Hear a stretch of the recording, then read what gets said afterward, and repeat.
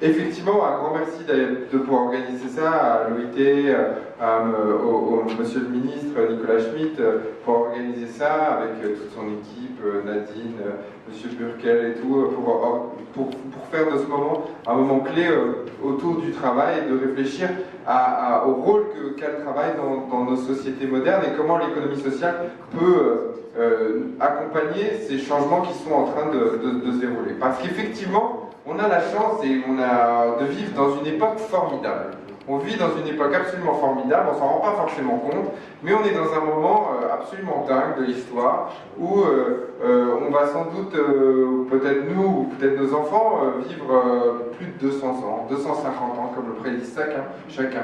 Grâce aux nouvelles technologies, on va pouvoir se faire remplacer à chaque fois qu'on a mal quelque part un membre de notre corps. On va pouvoir imprimer, on va pouvoir consommer autant qu'on veut à travers les imprimantes 3D, on va pouvoir se faire des baskets sur mesure, on pourra se faire des t-shirts sur mesure comme on veut, on pourra se former, suivre des cours de Harvard partout, à n'importe quel moment. Enfin, on est dans un moment où les changements, effectivement, et c'est ce que disait Monsieur le Ministre, sont incrémentaux et on sent qu'il y a une véritable disruption, une rupture technologique. On est au milieu de cette troisième révolution industrielle. Et donc cette révolution industrielle, et on n'est qu'au début d'ailleurs, hein. Donc d'après tous les professionnels, on est vraiment au début de ça, et c'est un mouvement qui va encore s'accélérer, et donc on va voir des changements absolument gigantesques. Et à partir de ce moment-là, et moi je partage ce constat, qu'est-ce qu'on va faire? À quoi ça va servir cette révolution industrielle? Effectivement, on va peut-être vivre plus longtemps, on va peut-être vivre un petit peu mieux, on va pouvoir surtout consommer plus vite, c'est-à-dire qu'on saura, un ordinateur, il nous dira immédiatement ce qu'on a envie de consommer, à quel moment on a envie de partir en vacances, avec qui on a envie de partir en vacances, etc. etc.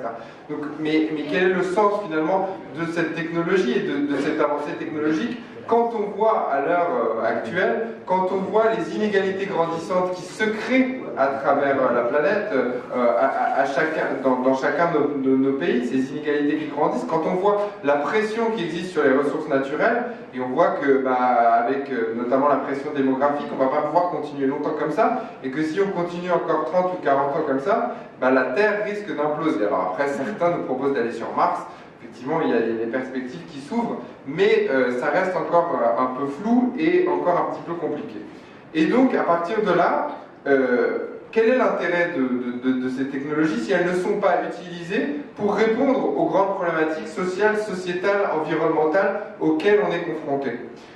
Pourquoi on n'utilise pas les technologies pour permettre la réduction des inégalités, faire qu'il y ait peut-être moins de personnes en situation de fragilité, en situation de précarité? Comment on peut utiliser une nouvelle technologie pour répondre aux grands défis climatiques auxquels on est confronté?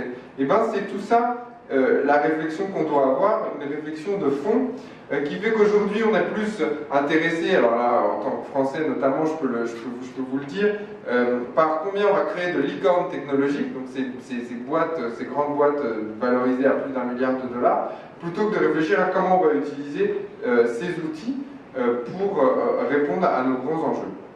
Et quand on parle de travail, c'est exactement la même chose. Quand on parle de travail, des problématiques d'emploi. Aujourd'hui, on voit que quand même les industries sont en train d'évoluer.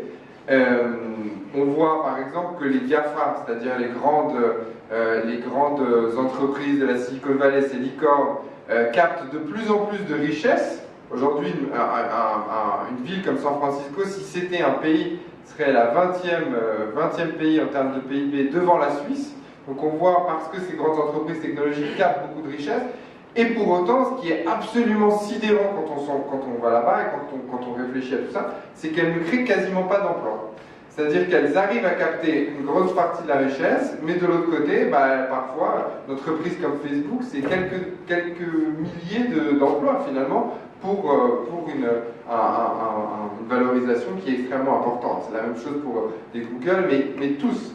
Et donc on est en train de se dire, finalement ce processus schumpeterien qui était annoncé depuis longtemps, de destruction créatrice, qui voulait que finalement il y a plus l'innovation, et l'innovation technologique va créer plus d'emplois qu'elle n'en détruit, et on a l'impression qu'aujourd'hui on est peut-être à la fin de ce paradigme-là. On est à la fin de cette théorie. Et donc certains, et c'est légitime de le penser, se disent, c'est la fin du travail. Alors si c'est la fin du travail, c'est la fin de notre organisation. Bon, ça c'est la mauvaise nouvelle. mais je ne suis pas sûr forcément qu'on en soit là encore. Et c'est intéressant parce que de toutes les interventions qu'on a entendues ce matin, effectivement, il y a toujours cette balance entre, et notamment quand on parle technologie, entre les risques et les opportunités qui peuvent être créées. Et on ne sait pas bien et on a toujours du mal un peu où se placer. Moi, ça me rappelle quand même une phrase de Winston Churchill qui disait « Le pessimiste est celui qui voit un risque dans chaque opportunité et l'optimiste est celui qui voit une opportunité dans chaque risque. » Et bien moi j'ai envie quand même d'être optimiste et de partager ça et de se dire, y compris quand on analyse les différentes industries qui se créent, quand on voit les différents nouveaux secteurs d'activité qui sont lancés, que ce soit l'impression 3D, que ce soit les drones, que ce soit l'intelligence artificielle, que ce soit les biotech, les nanotech. Donc quand on voit l'ensemble de ces secteurs d'activité, on voit aussi qu'il y a des opportunités qui se créent, et il y a des emplois qui se créent. Et il y a effectivement, les entrepreneurs ont aussi une grande part à jouer parce qu'elles doivent aussi créer les produits dérivés de ces technologies qui vont faire qu'on va créer des emplois. Et moi, ce qui m'intéresse, c'est qu'on crée des emplois notamment pour les personnes les plus fragiles et celles qui ne bénéficient pas de ces avancées technologiques et dont cette révolution industrielle les met encore plus à la marge. Et c'est ça tout l'enjeu, et c'est un enjeu qui est effectivement moral, mais au-delà de ça, c'est un enjeu politique. Quand on voit le Brexit, par exemple, c'est à mon avis aussi une de ces conséquences-là. Quand on voit la montée des extrêmes en Europe et dans d'autres endroits dans le monde, c'est aussi une conséquence du fait que certains se sentent à la marge et ne sont pas dans ce grand mouvement mondialisé technologique. Mais c'est aussi, et avant tout à mon sens, une question économique et d'opportunité économique. Parce que il y a des gisements d'emplois qui sont très importants et qui doivent être adressés aujourd'hui et on doit pouvoir trouver des opportunités. Et là, je vais vous partager mon expérience très rapidement. INCO, c'est d'abord un fonds d'investissement de près de 200 millions d'euros sur l'économie sociale et solidaire en Europe, mais c'est aussi l'accompagnement de start-up et aussi de personnes qui sont éloignées de l'emploi et de leur donner accès, à travers ce qu'on appelle l'INCO Academy, aux nouvelles technologies.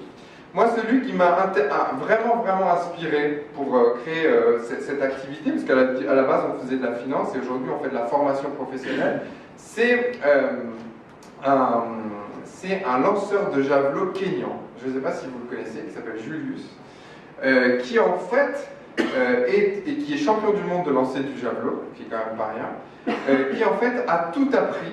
Il n'y avait pas d'entraînement au Kenya, on ne faisait pas vraiment du lancer du javelot, mais il a tout appris par Internet. Et donc on l'appelle Monsieur YouTube, là-bas. Et donc il a tout appris par Internet, et donc il a regardé des vidéos de gens qui lançaient le javelot, des vidéos techniques, etc.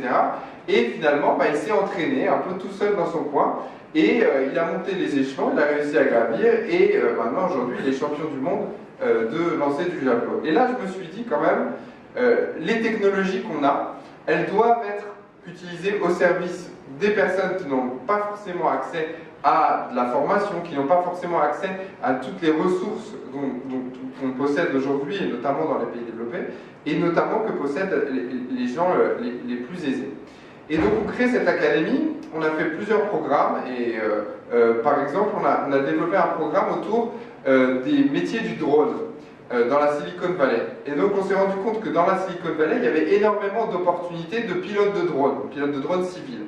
Parce qu'on utilise les drones dans plein de choses aujourd'hui, dans le bâtiment, dans l'industrie, dans l'énergie, dans l'industrie du cinéma, etc. Et donc il y a un besoin de pilotes de drones. Et aujourd'hui, en discutant avec Google, Amazon, qui lancent des programmes absolument gigantesques, qui investissent des milliards dans la production de drones, on se rend compte qu'il y a 100 000 jobs aux États-Unis qui vont être créés dans les 3 ans autour des pilotes de drones. Et ça, c'est des opportunités économiques. Et eux qui se galèrent, d'ailleurs, ils ont beaucoup de mal à trouver des gens. Et donc il y a une vraie tension là-dessus, puisque c'est un métier qui est tout nouveau. Et donc nous, on a créé une académie spéciale qui est gratuite pour notamment des personnes qui sont très éloignées de l'emploi et en situation de chômage de longue durée, où on leur donne accès à travers des programmes de 3 mois à cette formation de pilote de drone, et après on les met en contact pour qu'ils puissent arriver et trouver un job dans cette industrie qui est en train de grandir. Et encore une fois, l'idée toujours, c'est de se dire, voilà, nous on est une structure plutôt économie sociale et solidaire, et on va utiliser la technologie, mais à la mettre à la disposition des publics les plus fragiles. J'ai un deuxième exemple que j'aime beaucoup. Alors ici à Luxembourg, on fait des choses d'ailleurs, grâce au ministre et grâce à un certain nombre de partenaires. Par exemple, on aide des réfugiés, notamment sur 3 régions, à accéder au métier du code, parce que c'est des métiers qui sont en tension et il y a des opportunités économiques aussi pour ces personnes-là. Et donc on va les former à ces métiers-là et après on les met en contact avec les entreprises pour qu'ils puissent accéder dans un deuxième temps à un job. Mais donc ça c'est en Europe, mais j'ai en tête une histoire absolument géniale, au Kenya encore, un groupe qu'on accompagne qui est dans le Turkana. Alors le Turkana c'est tout au nord du Kenya, c'est une région d'1 million d'habitants, mais paumé de chez paumé. Enfin vraiment, c'est très compliqué d'y aller, avec un avion qui y va tous les jours, et c'est vraiment très loin. Et il n'y a pas grand-chose, il n'y a pas beaucoup d'industrie, il n'y a pas grand-chose qui existe. Ces gens vivent autour d'un lac qui est magnifique, et il y a une grande pauvreté bien évidemment. Eh bien, il y a un groupe qui a monté, c'est des Allemands d'ailleurs, ils ont monté une première académie de formation au métier du code pour les gens du Turkana. Alors là, quand on débarque là-bas, on se dit, bon, alors eux, c'est encore un délire de blanc qui va en Afrique et qui est touché par la lumière. Et bien pas du tout, parce qu'aujourd'hui, grâce aux nouvelles technologies, ces gens-là, qui sont formés au code, qui sont très malins et qui sont très très forts, et ben, ils ont accès à des marchés où ils font les sites internet, en gros, des grandes entreprises européennes, américaines, etc. Et en fait, c'est outsourcé là-bas, au Turkana, donc au milieu d'un désert absolument dingue. Et ils utilisent en fait ces nouvelles technologies et voilà, pour aussi se créer des opportunités économiques. Eh bien, à mon sens, le lien et l'importance de l'économie sociale et solidaire, des structures de l'économie sociale et solidaire, c'est justement de créer ces passerelles et de créer ces ponts.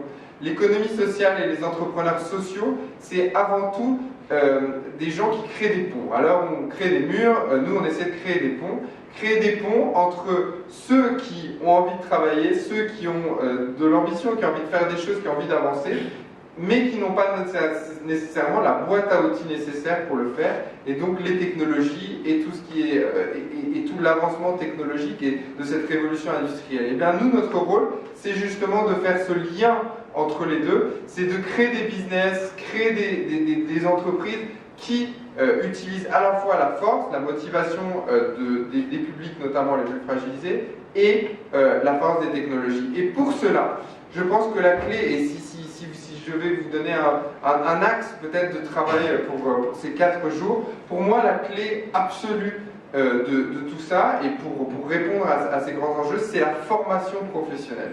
La formation professionnelle, c'est ce qu'il y a aujourd'hui de plus important, parce qu'il y a encore quelques années, quand on faisait des études, eh ben, on avait plutôt l'opportunité de travailler 40 ou 45 ans dans le même domaine, à faire le même métier.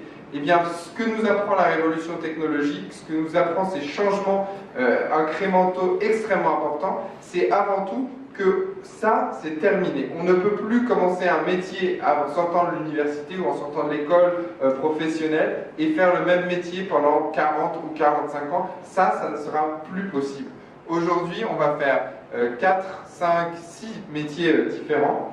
Et du coup, il faut pouvoir se former tout au long de la vie. Sa formation initiale, elle est importante, mais elle n'est plus suffisante. Et on le voit, si on veut pouvoir accéder à ces technologies, il faut et comprendre et travailler avec, il faut pouvoir se former. Et c'est ce qu'on constate le plus, et moi ce que je constate partout, en Amérique, en Afrique, en Asie, en Europe. La grande difficulté, c'est l'accès notamment des plus fragiles à des formations qui sont à la fois adaptées, à des formations qui sont aussi gratuites ou peu chères, parce qu'il y a beaucoup de gens, par exemple sur des formations de drone, elles existent, mais les gens n'ont pas les moyens de le faire. Et donc il y a un vrai travail à faire entre les entreprises, entre les pouvoirs publics et entre les entrepreneurs sociaux pour créer les conditions de la formation et réfléchir à comment on va former, parce que les modèles de formation aujourd'hui universitaires, d'écoles qui existent, ne sont plus adaptés, enfin en tout cas ne sont plus adaptés à long terme à l'évolution du travail. Et donc, à mon sens, tout repart comme d'habitude, et ça c'est vrai pour plein de choses, de l'éducation et de la formation, et c'est vraiment un axe sur lequel je pense que c'est fondamental de travailler. Alors, comme vous êtes une académie, et ben très bien, je pense que c'est comme toute académie, c'est la formation qui est au cœur de tout ça. Donc voilà, plus que content d'être là en tout cas, je remercie encore une fois tout le monde et je suis ravi de participer à ces travaux avec vous et bon courage. Merci beaucoup.